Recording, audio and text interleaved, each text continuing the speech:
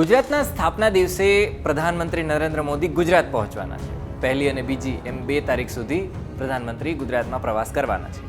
નરેન્દ્ર મોદી 6 જનસભા સંબોધવાના છે. એમાં જામનગર અને એ જે વિસ્તાર છે સૌરાષ્ટ્રવાળો એ પણ છે. આ મુલાકાતનું એક પાસું છે એવી રીતના જોવામાં આવી રહ્યું છે કે પ્રધાનમંત્રી છે એ આવી અને ક્ષત્રિય સમાજને મનાવી લેવાનું છે. બીજી બાજુ ક્ષત્રિય સમાજ છે એ તો ટસનો મસ્ત થઈને બેઠો છે કે નહીં, અમે તો નથી માનવા. શું થશે શું નહીં થાય ખબર નહીં, પણ પ્રધાનમંત્રી આવે છે ત્યારે ચૂંટણીના પરિણામો બદલી શકે છે એવું લાગી રહ્યું છે. વિસ્તારથી વાત કરીએ. નમસ્કાર, વાઇબ્સ ઓફ ઇન્ડિયા સાથે હું સમીર. પ્રધાનમંત્રી નરેન્દ્ર મોદી ગુજરાત આવવાના છે, માટે સુરક્ષાની તપાસ તો કરવી પડે, કારણ કે પ્રધાનમંત્રી છે. માટે ગૃહ રાજ્યમંત્રી આપણા છે હર્ષભાઈ સંઘવી, એમણે જામનગરના સ્થળોની મુલાકાત કરી હતી અને તૈયારી કેવી છે, સુરક્ષા વ્યવસ્થા શું છે એની તૈયારી સમીક્ષા વગેરે કરી હતી. પ્રધાનમંત્રી નરેન્દ્ર મોદી 1 તારીખે બનાસકાંઠાના ડીસા અને હિંમતનગરમાં સભા સંબોધવાના છે અને એના પછીના દિવસે એટલે કે 2 તારીખે આણંદ, સુરેન્દ્રનગર, જામનગર અને જુનાગઢ એમ 4 જગ્યા પર જે સભા છે એ કરવાના છે. ગૃહમંત્રી આપણા જે છે ગૃહ રાજ્યમંત્રી હર્ષ સંઘવી એમણે જામનગરની મુલાકાત લીધી હતી અને સ્થળ ઉપર જઈ અને તૈયારીઓ છે એની સમીક્ષા પણ કરી હતી.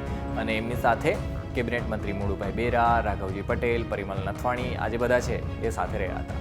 ધારાસભ્ય દિવેશ અકબરી પણ સાથે જોવા મળ્યા હતા. રીવાબા જાડેજા પણ સાથે જોવા મળ્યા હતા. હર્ષ સંઘવીએ સ્થાનિક ક્ષત્રિય સમુદાયના લોકો સાથે પણ મુલાકાત કરી હતી. પૂનમ માડમના ઘરે યોજાયેલી સભામાં ઘણી બધી ચર્ચાઓ થઈ હતી. એની પણ ચર્ચાઓ અત્યારે થઈ રહી છે કે શું વાત થઈ છે. બીજી બાજુ આપણે જોઈએ તો હર્ષ સંઘવીએ રાહુલ ગાંધીના રાજા અને મહારાજાના નિવેદન જે આપ્યા હતા એ વિશે ટીકા ટિપ્પણી છે પણ કરી છે. પ્રધાનમંત્રીની વાત કરીએ તો કચ્છ, સૌરાષ્ટ્ર, ઉત્તર ગુજરાત એમ આટલા વિસ્તાર છે એ પોતાની યાત્રામાં કવર કરી લેવાના છે. પણ મહત્વનું એ છે કે પ્રધાનમંત્રી દક્ષિણ ગુજરાતની મુલાકાત નથી લેવાની. કહેવામાં એવું પણ આવી રહ્યું છે કે આ મુલાકાતમાં પ્રધાનમંત્રી 10થી વધુ લોકસભા અને 50થી વધુ વિધાનસભાને કવર કરી લેવાના છે.